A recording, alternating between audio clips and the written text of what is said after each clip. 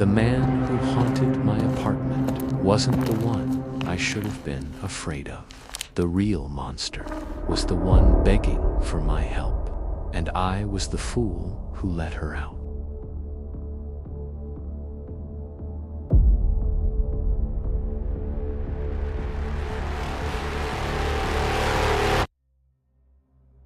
My friends would tell me I'm overtired, but I know what I heard, and I think the person who lived in this apartment before me never left. I don't mean he moved out. I mean he's still here, and he's trying to warn me. My name is Leo, and my life had hit a wall, both literally and figuratively. After my small business went under, I needed a place to live, and I needed it cheap. I found a listing for a basement apartment in an old brownstone building. The pictures were dark, but the price was a miracle. The landlord, a man named Mr. Silas, met me there. The apartment smelled of damp stone and forgotten things, but it was spacious. The walls are thick, Mr. Silas said, patting a solid-looking wall that separated my unit from the building's foundation. You won't hear a peep. Perfect for a man looking for peace and quiet. He was right. For the first week, the silence was absolute. It was so profound, it felt heavy, pressing in on me from all sides. It was the kind of quiet that makes you aware of your own heartbeat. I started working on my resume, trying to piece my life back together, grateful for the isolation. The first sound came on a Tuesday night. It sounded like a woman weeping into a pillow, a muffled, desperate grief that was almost entirely absorbed by the thick walls. I assumed it was coming from the apartment upstairs and felt a pang of sympathy. I put on my headphones and tried to ignore it, but the sound came back the next night and the next. Always the same, a soft, choked sobbing that seemed to start around midnight. It was beginning to unnerve me. During a brief chat with Mr. Silas in the hallway, I casually mentioned the crying neighbor. His soft smile tightened for a fraction of a second. "That's impossible," he said, his voice smooth as oil. "The unit above you is vacant. And besides, these walls are solid stone. You're probably just hearing the old pipes." I wanted to believe him, but that night, as I lay in bed, the sound started again. And this time, it was different. It wasn't just sobbing.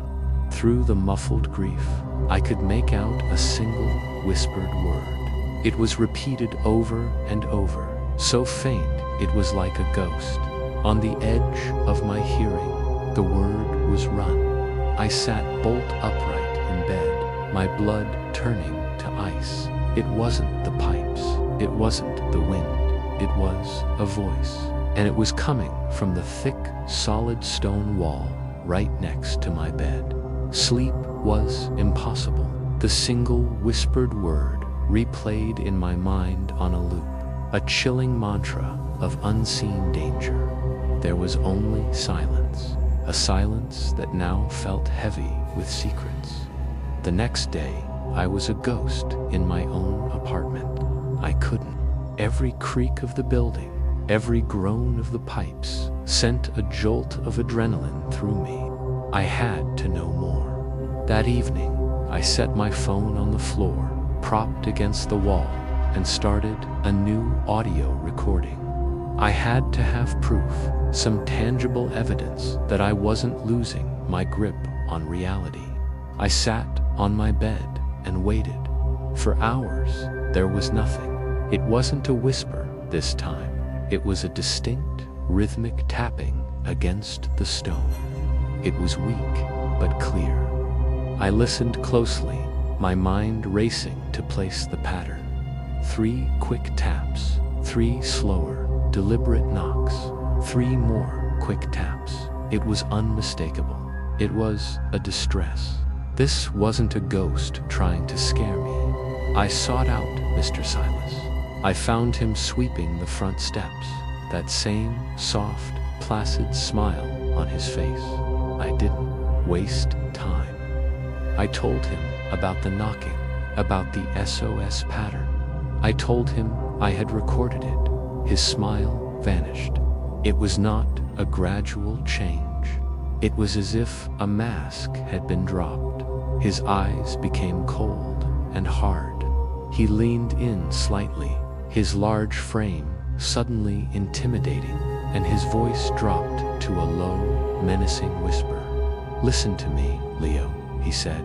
"A man in your position, after a business failure, under a lot of stress, sometimes the mind can play tricks.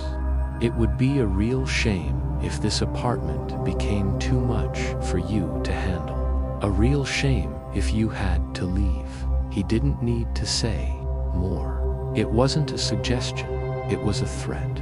I walked away from him with a new, icy certainty. The person in the wall wasn't the source of my fear anymore. The true monster was the man who had just warned me to stop listening.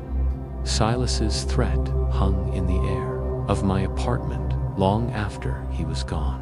It was a cold, suffocating presence that was somehow more terrifying than the whispers from the wall. The supernatural is an unknown, but the malice of a determined man is a very real, very tangible danger. I knew then that going to the police was useless. It would be my word against his, and I would sound like a lunatic. I was on my own. My fear, however, was now mixed with a heavy sense of responsibility. I spent the entire day digging through the digital archives of the internet, a modern-day ghost hunter searching for a digital ghost. I searched the building's address, looking for old news articles, police reports, anything. For hours, I found nothing but mundane property records. Then, I tried searching the name of the previous tenant, a detail I'd managed to find on an old rental listing. Her name was Aria Vance, and that's when I found it, a small, local news article from 2 years ago. The headline was simple: "Local woman vanishes without a trace."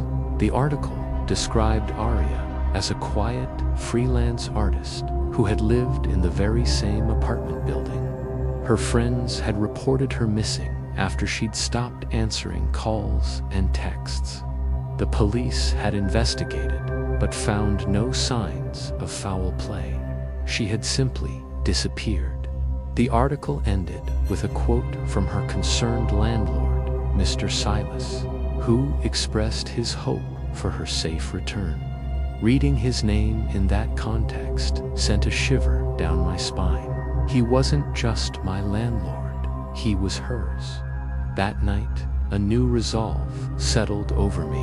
I turned off all the lights, went to the stone wall, and did something I hadn't dared to do before. I spoke to it. My voice was a low, trembling whisper. "Aria," I asked the cold stone. "Aria Vance, is that you?" The silence that followed was different. It was heavy with anticipation. I held my breath, every muscle in my body tense. For a long moment, there was nothing. Then the sound of weeping began. It was no longer muffled. It was a clear, heartbreaking sound of raw, overwhelming grief, and I realized with a jolt of profound relief, it was the sound of someone who had been heard for the first time in years. The weeping eventually subsided, replaced by a new sound, a faint scraping.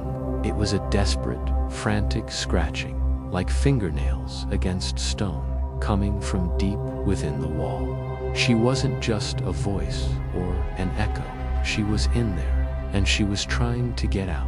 Was a raw, desperate language of its own. It was the sound of a trapped animal, a sound of years of silent, hopeless effort. It stopped as suddenly as it began, leaving a ringing silence. She had answered my call. Now I had to find a way to have a conversation. I spent the next hour devising a system. It was crude, born of desperation. I spoke to the wall again, my voice low and steady, trying to project calm. "Arya," I said, "I can hear you. I want to help. I need you to listen. If you understand me, scratch once." I waited, my breath held tight in my chest. A moment passed. Then a single, deliberate scratch echoed from the stone. My heart leaped. It was working. "Okay," I continued, my mind racing. "Okay, I'm going to ask you questions. Scratch once for no. Scratch twice for yes. Can you do that?" 2 faint, distinct scratches answered me. Yes. The next few hours were a tense, chilling interrogation with a ghost. I asked the questions that had been plaguing my mind, each answer sending a new wave of cold dread through me. "Are you Arya Vance?" 2 scratches. "Yes." "Are you alive?" A long pause, followed by one heartbreakingly faint scratch. "No." My throat tightened. I was speaking with the dead. "Are you ... trapped in there?" 2 scratches, louder this time, more insistent. "Yes." I had to ask the final, terrifying question. My voice was barely a whisper. "Did Mr. Silas do this to you?" The silence that followed was the most terrifying of all. It stretched for a full minute, thick with a spectral rage and sorrow. Then the wall erupted. It was not a controlled answer. It was a violent, chaotic frenzy of scratching, a storm of desperate, angry noise that went on and on, a primal scream, rendered in stone. It was the loudest and most definitive yes I could have imagined. The scratching stopped abruptly, leaving me trembling in the dark. I knew the truth.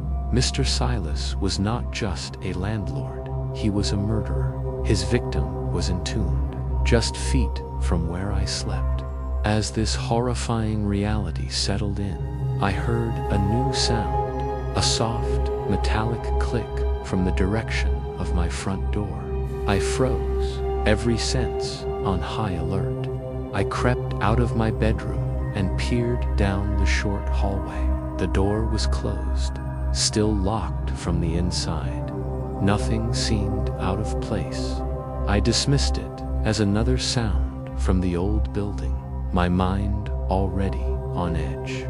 I went to the kitchen to get a glass of water, my hands shaking, and there, on the clean surface of my kitchen counter, was a single dead mouse. It was laid out perfectly. In the center, a small, gray offering. I had never seen a mouse in this apartment. It hadn't been there an hour ago. Mr. Silas had keys. This wasn't a coincidence. It was a message delivered in silence, a warning. He knew I was listening, and he could get to me whenever he wanted. I disposed of the mouse, my hands wrapped in a plastic bag, my stomach churning. The message was clear. The game had changed. This was no longer just me listening to a ghost. This was a cold war with a very real, very dangerous man who held all the cards. But his threat had the opposite effect he intended. It cemented my resolve. I wasn't just helping the spirit now. I was hunting a killer.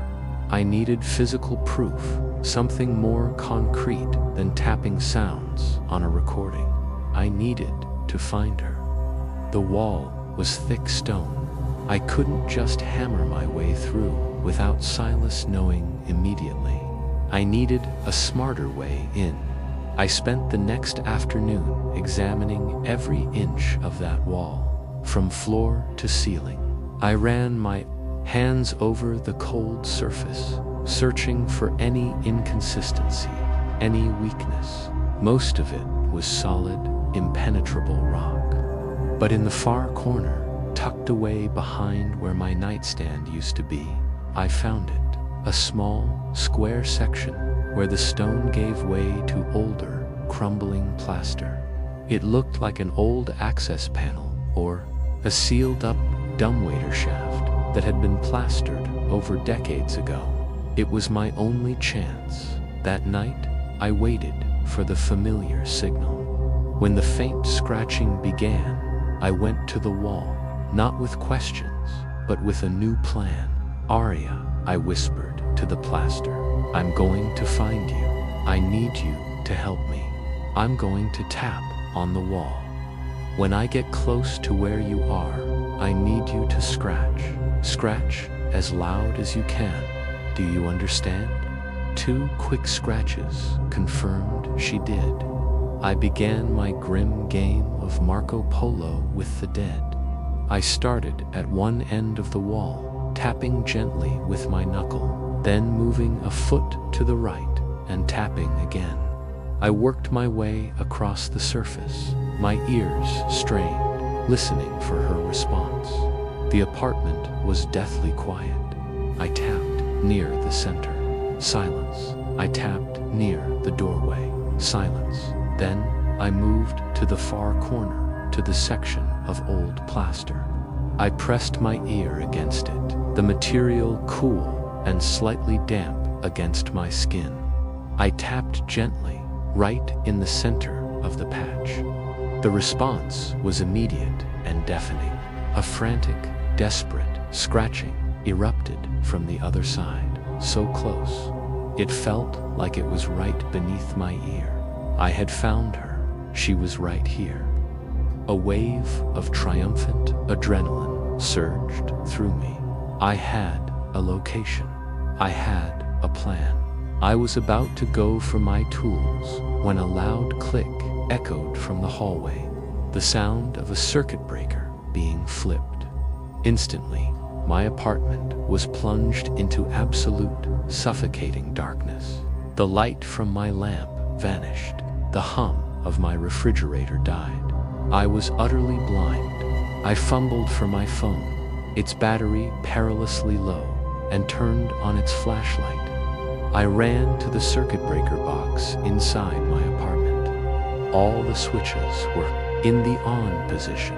This wasn't an outage, it was sabotage. Silas hadn't just cut the power to the building. He had cut the power to my apartment, specifically. He was isolating me, stripping away my light, trapping me in the dark with the ghost he had created. He knew I was getting too close. I stood in the oppressive darkness, the weak beam of my phone's flashlight, a pathetic sword against the encroaching shadows. The silence was absolute. My plan to break through the plaster was dead. I couldn't risk the noise now, not when Silas was clearly on high alert. Making a loud commotion in a pitch-black apartment was a good way to invite him down to check on the problem himself. He was playing a psychological game, using the darkness as his ally. He wanted me to be afraid.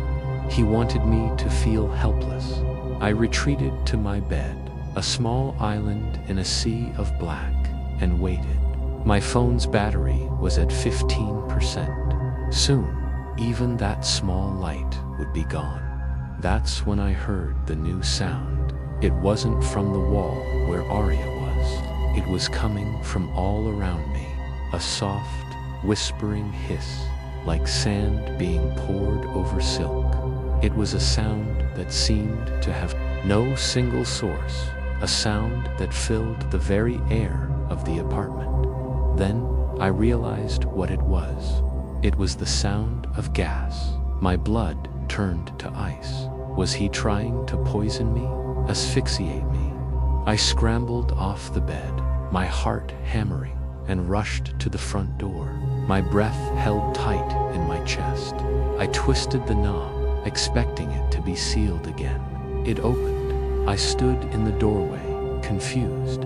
If he wanted me dead, why would he leave my escape route open? It didn't make sense. Then a new smell hit me, overpowering the gas. A thick, acrid, chemical smell. Smoke. I peered down the dark building hallway. A thin gray haze was snaking its way under the door of the vacant apartment. Upstairs, a wisp of smoke curled from a ceiling vent. He wasn't trying to poison me. He was trying to flush me out. He had started a fire. The primal animal fear of fire overrode everything else. My investigation, the ghost in the wall, Silas himself, of it became secondary to the immediate, visceral need to get out. This was his checkmate. He had created an emergency that would force everyone out of the building.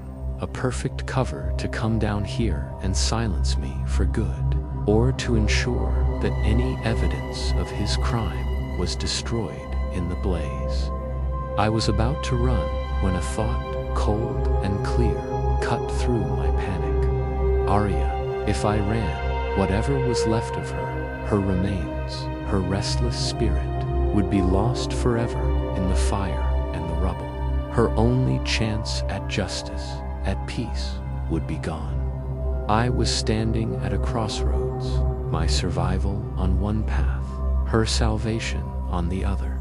I looked from the open front door, my escape route to the world, back to the dark, silent apartment where a dead woman was entombed, and I made a choice. I let the door swing shut, plunging myself back into the darkness. I wasn't running, not yet. The smoke in the apartment was getting thicker, the smell more acrid. The distant crackle of the fire upstairs was now a low, steady roar. I had minutes, at best. Panic was a wild animal clawing at the inside of my chest, but I forced it down, my choice solidifying into a desperate, reckless plan. I couldn't break through the wall, but maybe I didn't have to. The plaster patch was old, likely covering a pre-existing cavity. There had to be another way in. My phone's flashlight beam, now flickering as the battery died, swept across the apartment. I was looking for anything out of place, any architectural anomaly. My eyes landed on the floor. The old wooden floorboards ran parallel to the stone wall. But right in front of the plaster patch, there were 3 boards that were different. The wood was a slightly darker shade, the seams wider, as if they had been pried up and replaced. Before I dropped to my knees, the smoke stinging my eyes, and jammed the tip of my crowbar into the seam. The wood groaned in protest. I put all my weight into it. With a sharp crack, the board splintered and popped loose. I tore it up, then the next and the next, revealing a dark, square opening in the subfloor. It was the top of the old dumbwaiter shaft, just as I had suspected. A wave of musty, cold air, heavy with the smell of decay, washed over me from the opening. It was a straight drop into blackness. I shone my failing light down the shaft. It was a narrow, claustrophobic chute, barely wide enough for a person to fit, descending into the building's foundation. I couldn't see the bottom. This had to be it. This was her tomb. From the wall beside me, a frantic scratching began. It was Arya, her signal amplified by the open shaft. She was confirming it.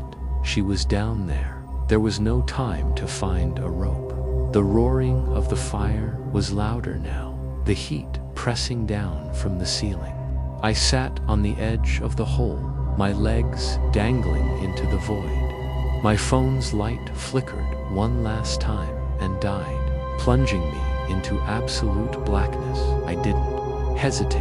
I took a final breath of smoky air and let myself drop. The fall was short, maybe 10 feet. I landed hard on a pile of something soft and yielding, the impact jarring my bones. I lay there for a moment, winded, my senses overwhelmed by the pitch black and the thick, suffocating smell of damp earth. And rocked, I pushed myself up, my hands sinking into the soft pile beneath me. I fumbled for the lighter I always kept in my pocket. My thumb found the wheel. With a click and a shower of sparks, a tiny, flickering flame sprang to life, pushing back the darkness. And I saw what I had landed on. It wasn't a pile of rags or debris. It was a mound of crumbling old bones, mixed with the tattered remains of clothing. At the top of the pile, staring up at me with empty, hollow sockets, was a human skull.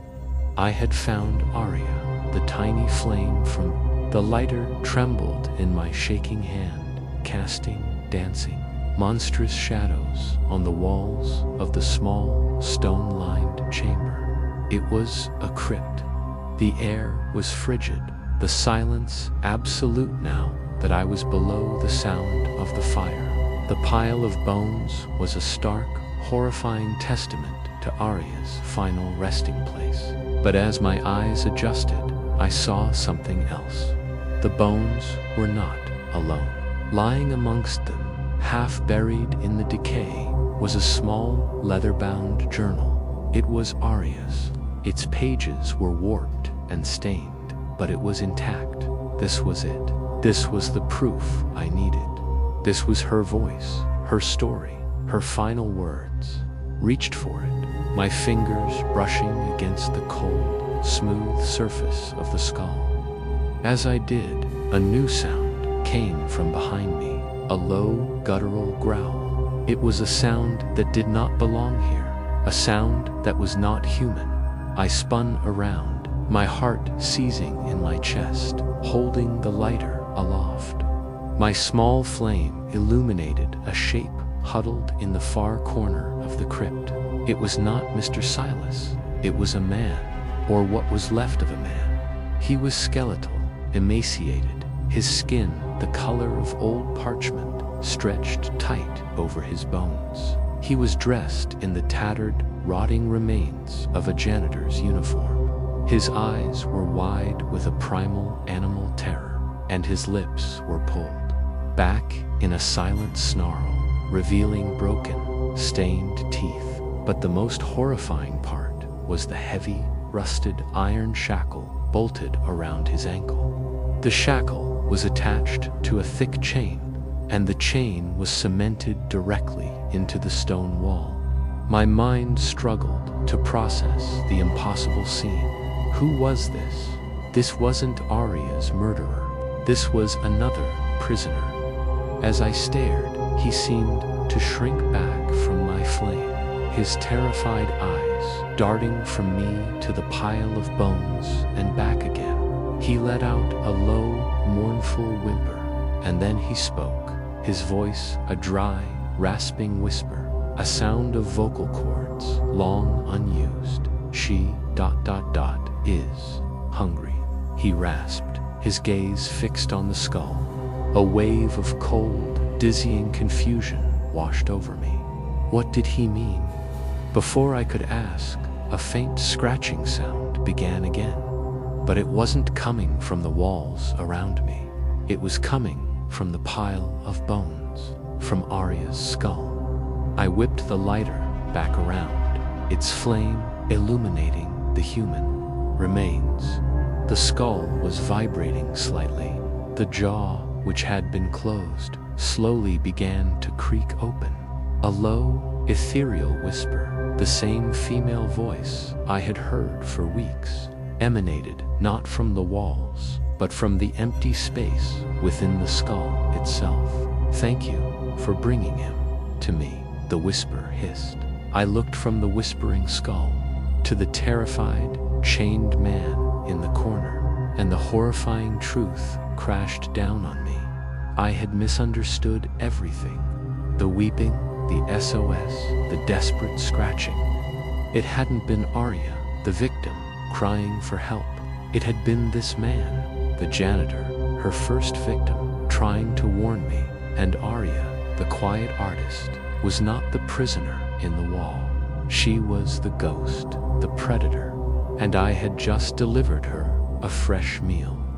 The fire, the locked doors, Silas's threats, they weren't about hiding a murder. They were about keeping something in. The realization was a physical blow, knocking the air from my lungs. I had been a fool, a puppet dancing on the strings of a malevolent spirit. Silas wasn't a murderer. He was a desperate, terrified warden, and his prison was failing. The warnings, the threats, the firing was all a frantic, clumsy attempt to keep me away, to keep the entity contained. And I, in my arrogant quest for justice, had just broken down the last door. He, kept her, weak. The chained janitor rasped, his eyes wide with a terror I was only just beginning to comprehend. No one to feed on. She sleeps, but you talked to her, you woke her up, you made her strong. The whispers from the skull grew louder, more confident, coalescing into Arya's soft, melodic voice. So long, the voice sighed, a sound of pure, unholy satisfaction, so very hungry.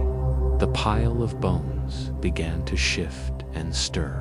A cold, shimmering mist, glowing with a faint, pale light, began to rise from them. The mist swirled, thickening, pulling.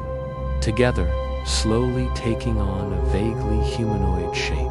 It was a form made of pure psychic energy and ancient hunger. The janitor let out a terrified shriek and scrambled to the furthest corner of the small crypt, rattling his chain. He was the only thing on the menu, and dinner was being served. My survival instinct, which had been dormant in my confusion, screamed back to life. I was not part of this equation. I was the delivery boy, and my job was done. I turned and scrambled back towards the opening of the dumbwaiter shaft, my only escape route. Don't leave me. The janitor screamed from behind me. You are not the meal I want, Arya's voice hissed, the sound now seeming to come from the swirling mist itself. He is old and dry. You are full of life, full of fear, a feast. I felt a sudden, intense cold on the back of my neck. The air around me grew frigid. The small flame of my lighter flickered wildly and then extinguished, plunging the crypt into absolute, impenetrable darkness once more. I was blind, but I was not alone. I could hear her, a soft, ethereal rustling, like silk, dragging across stone, as her spectral form detached from the bones and began to move through the darkness towards me.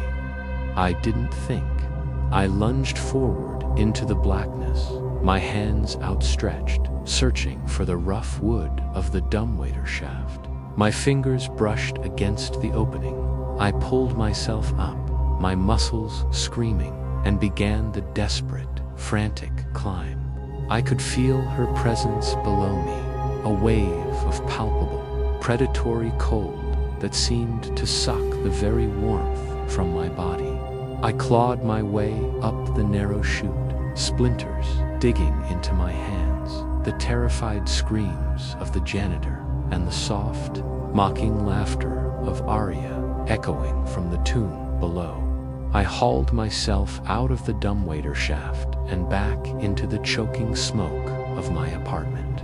The fire upstairs was raging now, the heat intense, the sound a deafening roar, but it was the sound of a physical, understandable danger. It was nothing compared to the cold, intelligent malice I had just left in the crypt below. I didn't dare look back into the hole.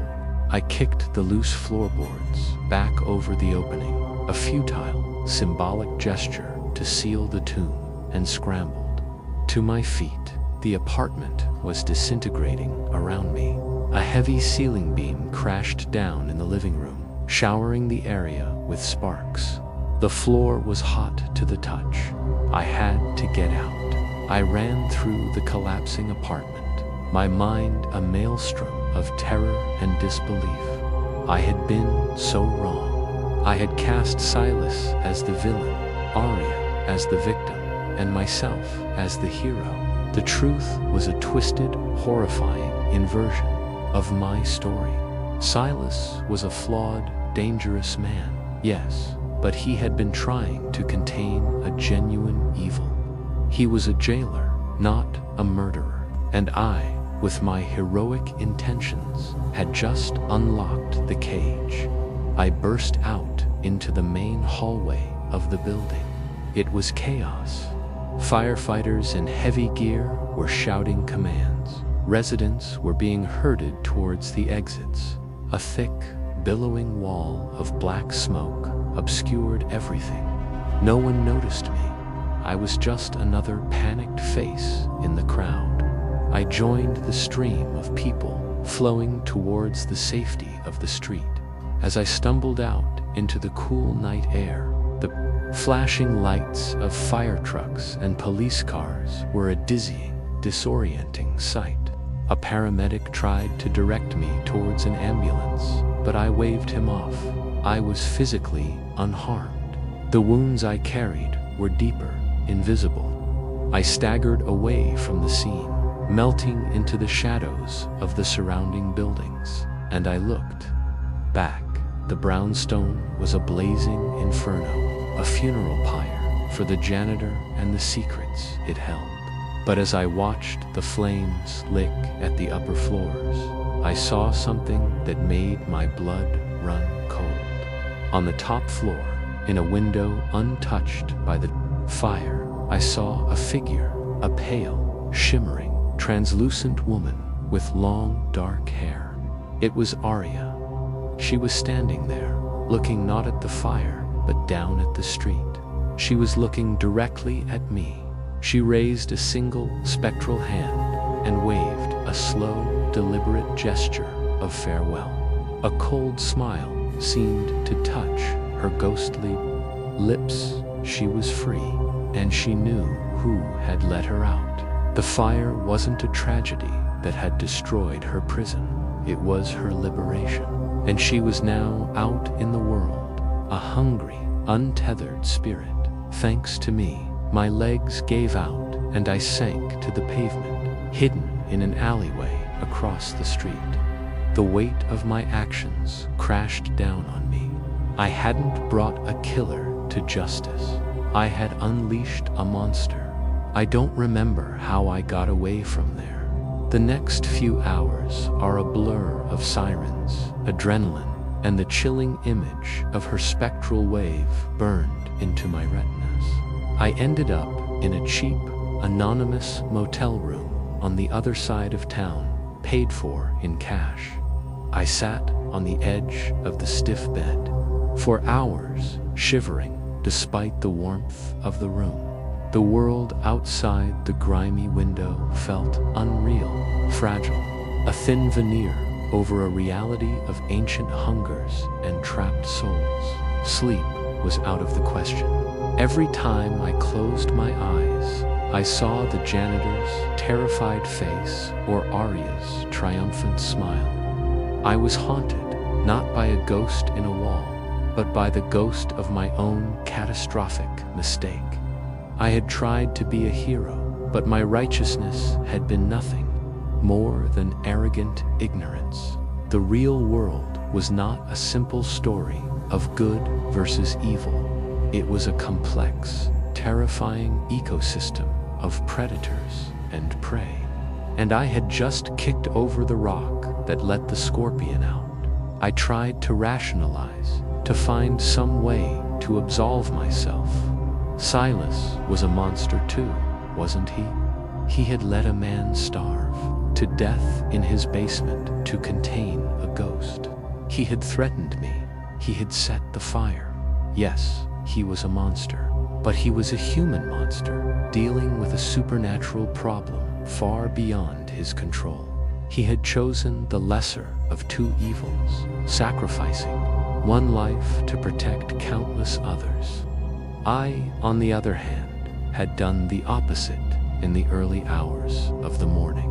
I turned on the small television in the motel room, desperate for a connection to the normal world. A local news channel was on, and they were already reporting on the fire. They showed footage of the collapsed building, a smoldering ruin against the pre-dawn sky. The reporter spoke in somber tones about the tragic accident and the unfortunate loss of life. They mentioned the missing tenant, Aria Vance, whose case had now been tragically closed. Then they mentioned the discovery of unidentified remains in the sub-basement, likely an old vagrant, the reporter speculated. Then a new segment began. It was a live report from a different part of the city. A police spokesperson was at a podium, speaking about a sudden, inexplicable series of deaths that had occurred overnight. Several people, all living alone in different neighborhoods, had died in their sleep.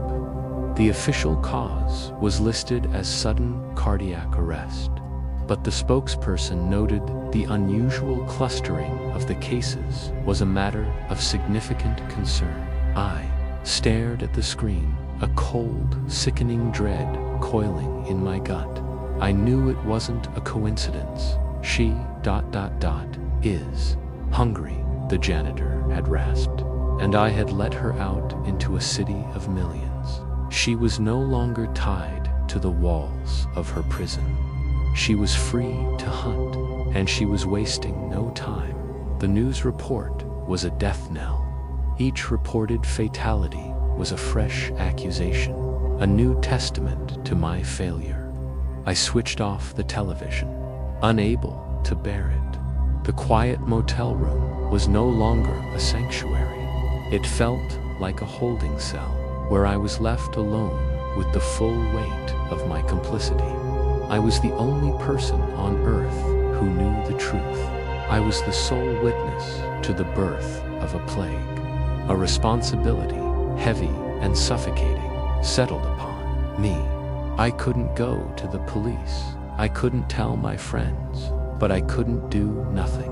I couldn't just let her feed on the city, knowing I was the one who had opened the door to the banquet. My mind, frantic and sleep-deprived, began to race, searching for a solution. How do you fight a ghost? How do you stop a predator that can move through walls and kill without leaving a trace? I was hopelessly out of my depth. I had no ancient texts, no paranormal expertise. All I had was the horrifying memory of my encounter. I forced myself to replay every moment, searching for a weakness, a clue. I remembered the crypt, the cold, the way she had recoiled from the tiny flame of my lighter, the way her power seemed tied to the physical remains, the bones that anchored her to this world. And I remembered the journal, Aria's journal, lump against my leg. I had completely forgotten about it in my panicked escape. With trembling hands, I pulled it out. The leather was stiff, the pages stuck together with age and damp. I carefully pried it open. Much of the ink had run, the words blurred into illegible, gray smudges. But some pages were still readable. It was a diary filled with an artist's observations, sketches of faces, notes on color and light. It was the diary of a normal, creative, vibrant young woman. Then the tone of the entries began to change. The last few readable pages were different. The handwriting became erratic, filled with a frantic, spiky energy. She wrote about her landlord, Mr. Silas, and his strange, unsettling attentions. She wrote about the janitor, a quiet man who seemed terrified of the building's basement. And then I found the last entry. It was just a few sentences, scrawled across the page with such force that the pen had torn through the paper. It wasn't about art or life. It was a revelation. He tried to trap me, it read. The fool. He thinks these walls can hold me, and I will make this whole city my new body, my new prison, and everyone in it will be my food. I dropped the journal as if it were on fire. The horror of her words washed over me. The building wasn't her prison. It was her focus. She was trying to turn the entire city into a new, larger vessel, and every soul she consumed made her stronger, made her claim on this new territory more complete. She wasn't just hunting, she was expanding. Arya's final, triumphant words in the journal shattered any hope I had of a simple solution. This wasn't a ghost I could banish with salt or iron. This was a conscious. They were the first signs of her metamorphosis. I felt a profound, crushing helplessness. I was a man with a lighter against a hurricane. What could I possibly do? My first instinct was to run, to get in a car and drive until this city was a distant memory, to leave this nightmare behind for someone else to deal with. It was the sane, rational choice. But as I stood up, ready to flee, the image of the chained janitor flashed in my mind. He had spent years in that crypt, a silent guardian, a living sacrifice, trying to keep her weak. His sacrifice had been for nothing, thanks to me. I couldn't run. Running would be the final betrayal of his memory, and of every other soul she had consumed and would consume. If I couldn't be the hero who saved the day, then I would be the janitor. I would be the one who stood in her way, no matter how futile it seemed. I had no power. I had no weapons. I was the only one who knew her story, her nature, her name, and I had her journal, her anchor, the last physical piece of the quiet artist she once was before she became the predator. Maybe, just maybe, that was enough. My plan was insane, a shot in the darkest of nights, but it was the only one I had. I walked through the sleeping city, the streetlights casting a lonely, sterile glow. The city didn't feel like home anymore. It felt like the skin of a slumbering beast, and I could feel its new, malevolent consciousness stirring beneath the surface. My destination was the only place that made sense, the place where it all began. I walked for hours until I stood before the smoldering, cordoned-off ruins of the brownstone building. The air was thick with the smell of wet ash and death. The wreckage was a black, skeletal maw under the first light of dawn. I found a gap in the police tape and slipped through, my feet crunching on the debris. I made my way to the center of the ruins, to the spot where I knew the crypt lay buried under tons of rubble. I stood there, in the heart of her former prison, and I took out the journal. I had to draw the city's new ghost back to the one place that still held a piece of her, back to the source of her power and her pain. And this time, I wouldn't be trying to set her free. I would be trying to burn her memory from the world. I stood there amidst the ruins, the morning sun casting long skeletal shadows across the wreckage. The city was waking up around me, a distant hum of traffic. But here, in this graveyard of my own making, there was only a profound, unnatural silence. The fear was still there, a cold stone in my gut, but it was overshadowed by a stark, clear purpose. "Arya," I shouted, my voice raw and loud in the quiet dawn. "I know you can hear me. This is your story, your life.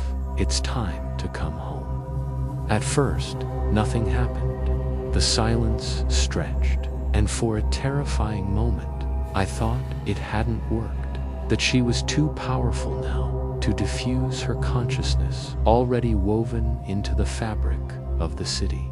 A thin, white mist began to rise from the rubble around me, coalescing, swirling, drawn to the sound of her name. She appeared before me. Her form was more defined now, fed by the lives she had consumed overnight. Her eyes were burning with a cold, black fire. "You," she hissed, her voice a chorus of stolen whispers and her own melodic rage. "You dare to summon me. I am this city now. You are nothing." "You're right," I said, my voice surprisingly calm. "I am nothing. I'm just the man who holds your leash." I held up the journal, her eyes, full of cosmic fury, locked onto the small, leather-bound book, the last piece of the human she had been. It was the one thing that still defined her, that bound her. "Give it to me," she commanded, gliding towards me, her spectral form leaving a trail of frost on the charred debris. I held it to the corner of the journal's dry, brittle pages. They caught fire instantly. A soundless scream tore through my mind as the flames consumed her name. Her words, her memory, her spectral form convulsed, flickering violently. She was tied to that book, and as it burned, so did she. She lunged at me, not with her ghostly form, but with a blast of pure psychic force, a desperate, final attack to save herself. The force hit me like a physical blow, throwing me backward. I landed hard, the air knocked from my lungs, but I never let go of the burning journal. I watched as her form was pulled, shrieking, into the flames. She dissolved into a storm of screaming, spectral faces, the janitor, the people from the news, all the souls she had consumed in. Then they too were burned away in the clean, bright fire of her final memory. The last page turned to ash. The fire died, and she was gone. The cold vanished. It was over. I am writing this now as a final confession. I don't know what I am, a hero, a monster, both. I live a quiet life now, always moving, never staying in one place for too long. I am the man who looks over his shoulder on a sunny day, the man who flinches at a whisper in a silent room. I freed a monster, and then I destroyed it, and now I have to live with the ghosts of both decisions. So, if you ever hear a story like this, if you ever hear a whisper from a place that should be empty, don't try to be a hero. Some doors are meant to stay closed, and some prisons are built for a reason.